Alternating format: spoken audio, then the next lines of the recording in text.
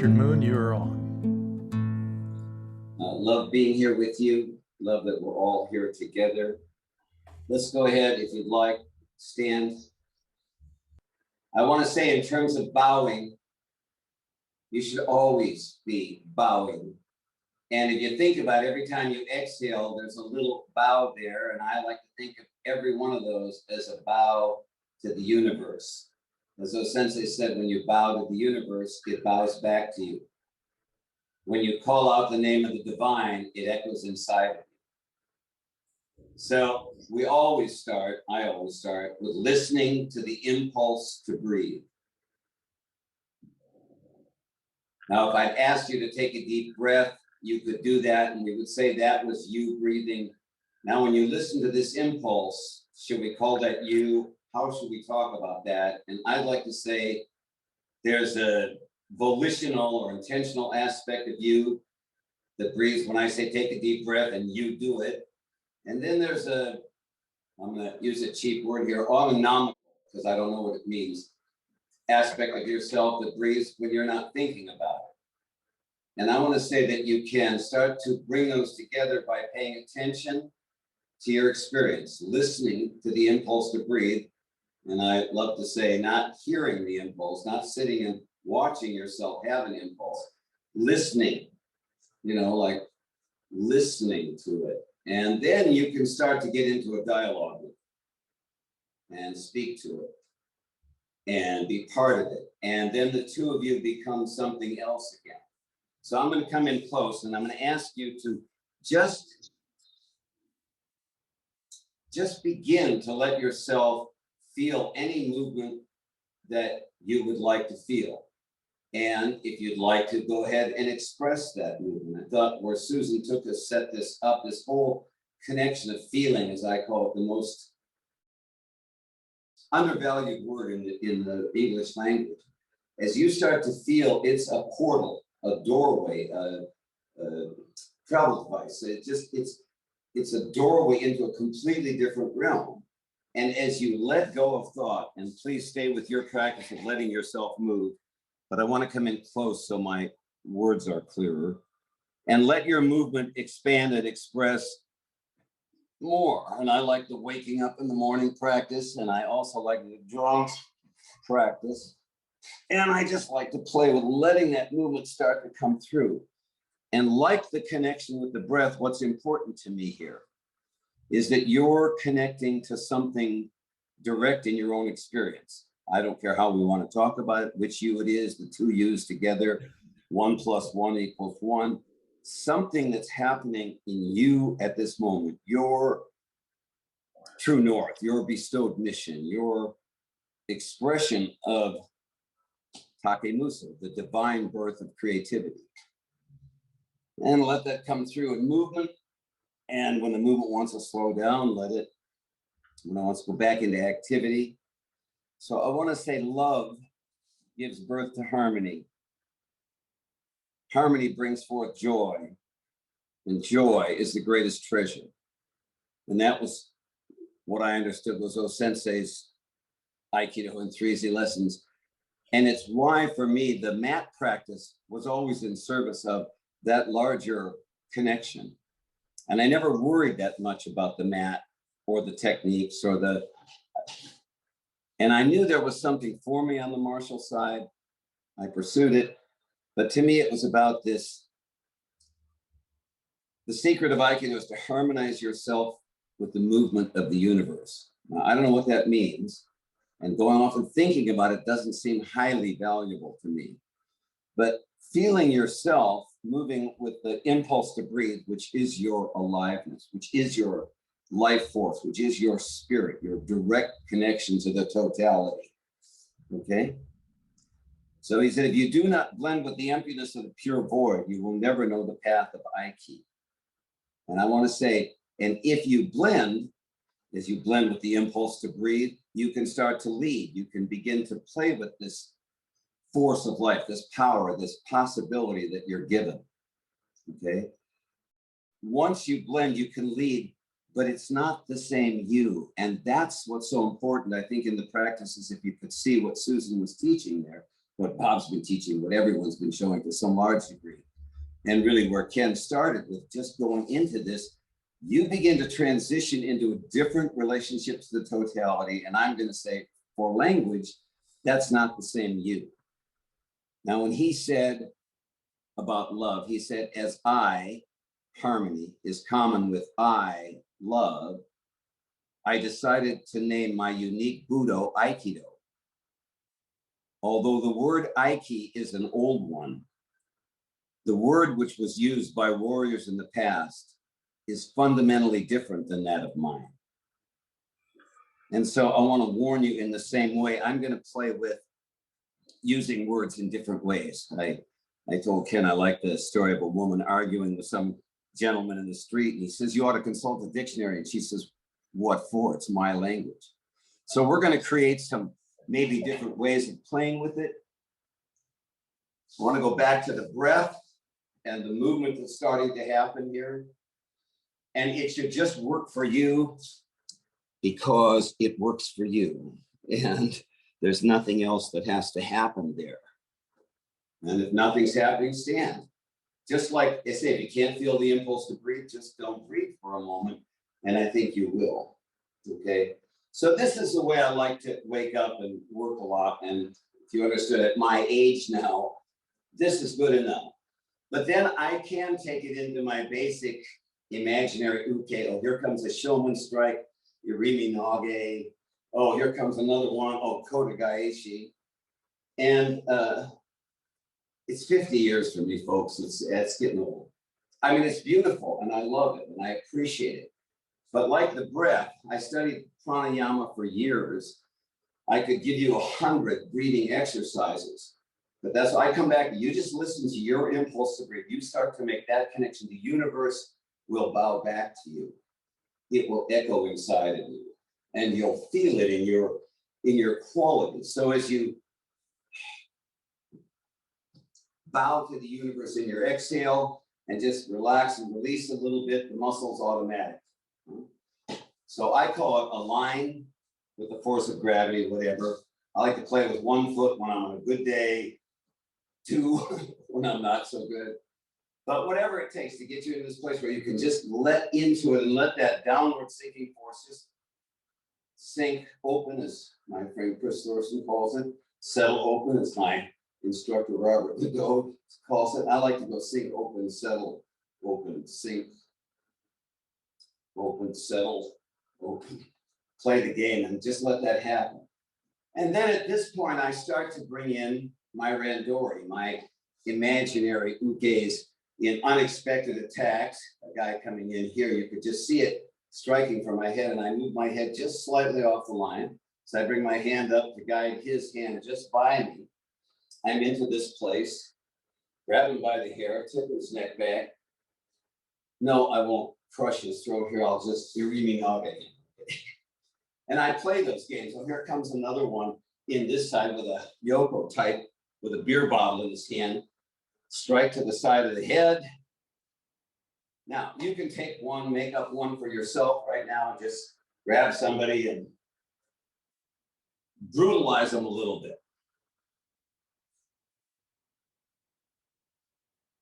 And then do it again and see if you can move a little more in harmony with them, a little less frightened, if you will, a little less aggressive, and still more in control of the situation. Okay? And I just have these people as kick coming down there, so I brush it by, take it back, take the leg up, throw the guy into the corner. I hope you're having fun with your own ukes and stuff like that, right? And so I'll bring in 2 or 3. I'll do those games.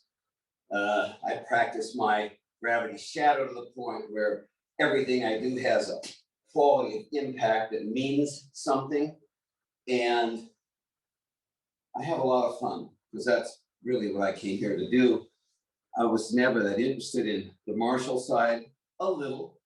God knows I went and trained with all the guys, but I've always been, that I loftily call it, an artist, someone who plays with art, with creativity, with that connection with the divine force and letting it express through us. And so letting yourself share who you are, all right?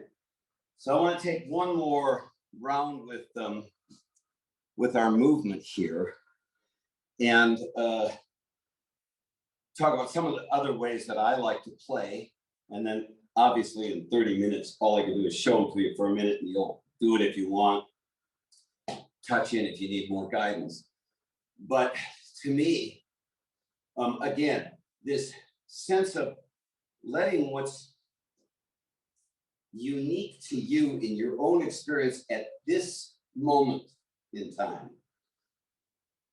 be fully felt, to really feel where you are, to really harmonize with it, non-resistance, complete non-resistance to whatever's flowing through you at the moment, and letting it express, so that when you're in the world, who you are expresses. And like Ken was saying, you know, you're in a place here where you express it more and more harmoniously, more and more effectively, less and less discord or whatever.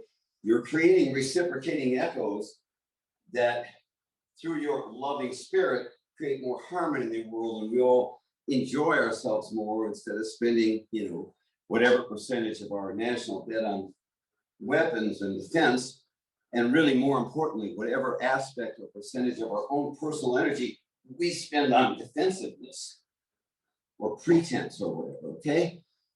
So last phase of the movement, what I like to do when I can get past needing to stretch and my paranoid delusions about all my imaginary attackers, which represent, moonsensei said, winning over the discord in your own mind.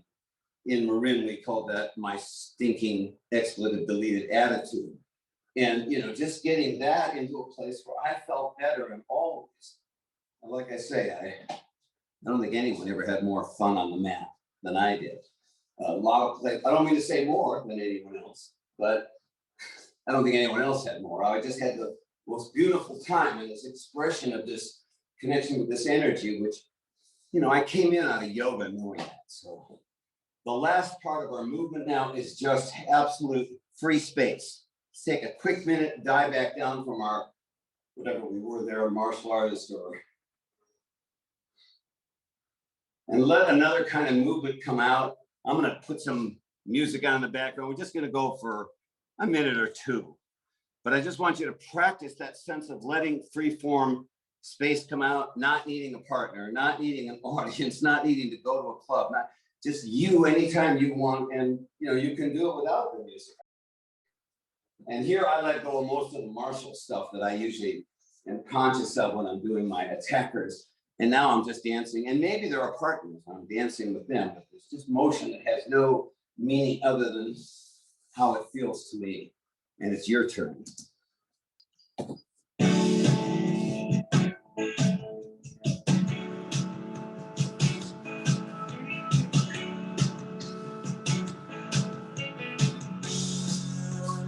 Have your fun, we're just gonna do it for a minute.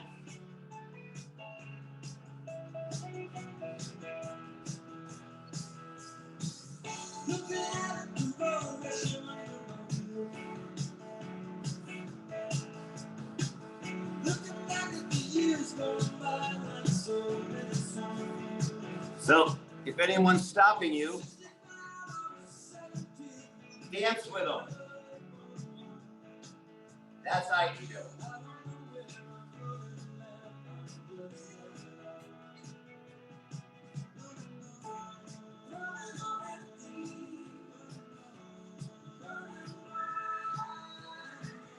Hope you're having fun.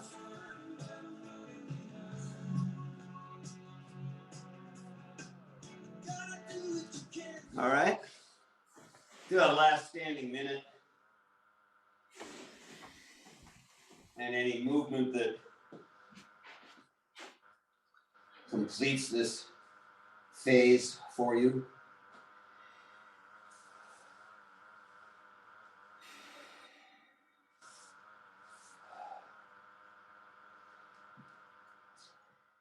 I guess I'd go back to kind of where Susan was, where Ken was starting that same thing of just kind of getting into a better place with yourself And my thing I want to add to what Susan was playing with, where you call up the next dimension.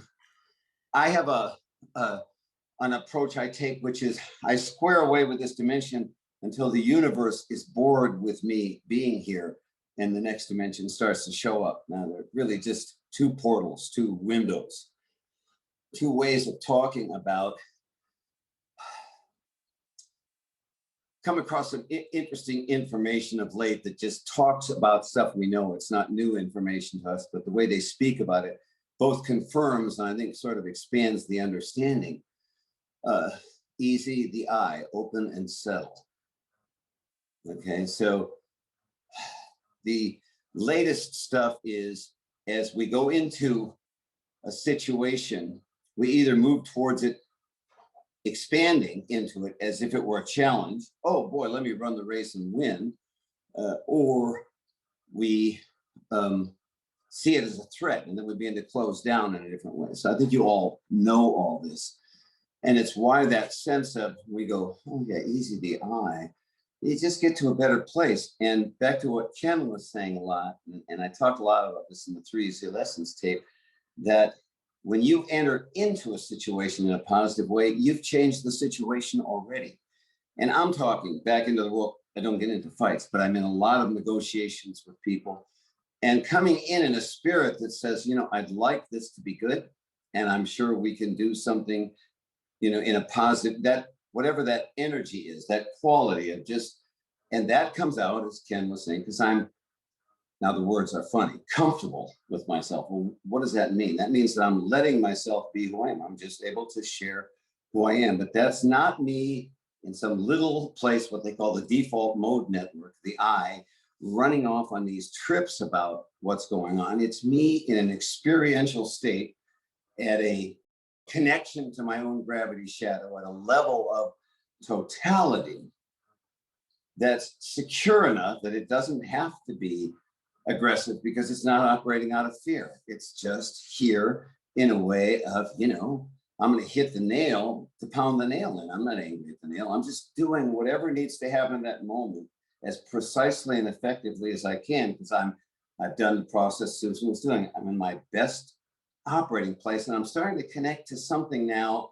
that hits that realm where, you know, when Bob says it's like you can't exactly feel it now, are we sensing something? And I'd say, let's play with that borderline for a minute in your own experience of when you feel into who you are, and I'm gonna come back to Bob, said yourself, to be present as self. What does that mean to you? You know, and what's your experiential experience of that process? I don't want what you think about it. I want to know. And you know, I want to know. I mean, I want you to just be in that sense of feeling your true self, present as self. And then this thing about, he said, unwind. And the thing that was really interesting was in this one study, and I'm not sure how much I believe the science of it, but like Black Elk said, whether or not this happened, I don't know. But if you look, you can see that it's true. Anyhow, they said in the face of good emotions, the DNA began to unwind. And Bob's always in that thing where he's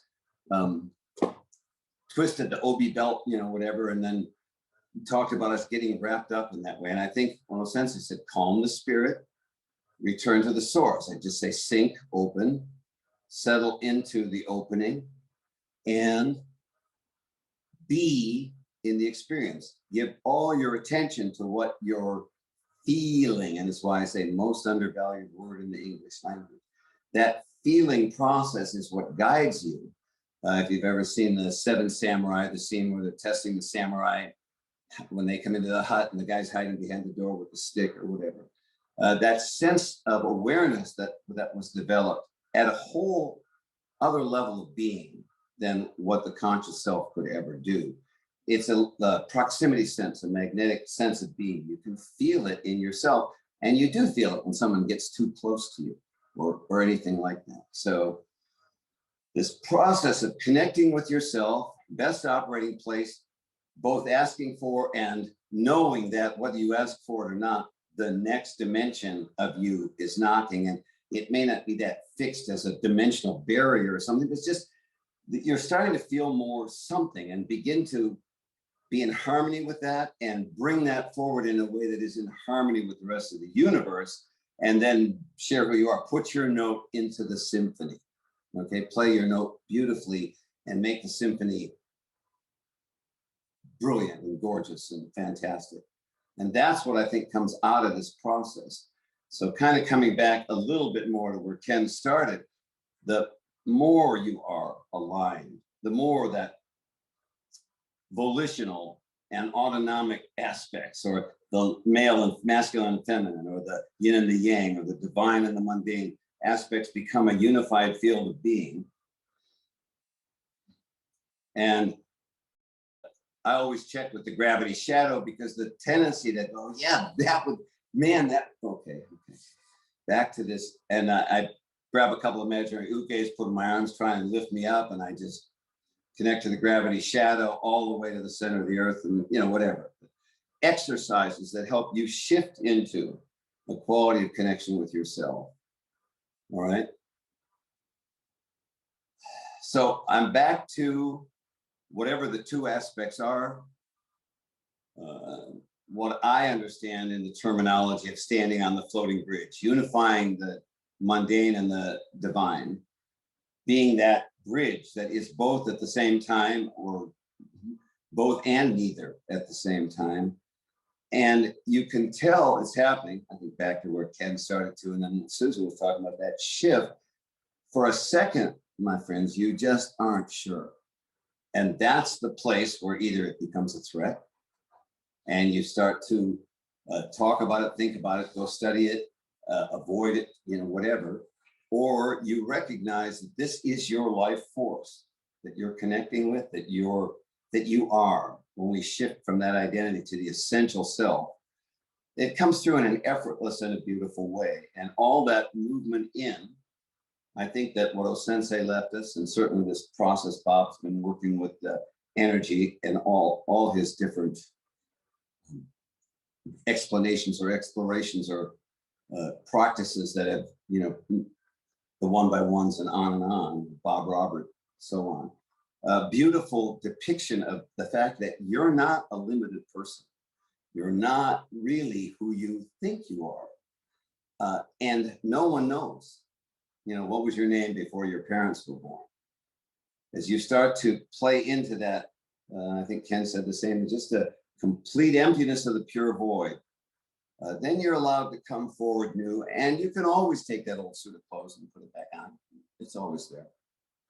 But I think as you start to play with this, less and less would you want to, and more do you recognize that letting go of whatever you think and your stinking expletive deleted attitude or the discord in your own mind, and you start to move into this, it transforms how you feel, transforms how you interact in the world. It transforms the reciprocating echoes that you generate in the world. And I don't know how much more you can do at this point. So I think on that note, I'll stop. Lauren, how would you like to finish this? Okay, so thank you so much, Richard. And I haven't danced in years, so thank you.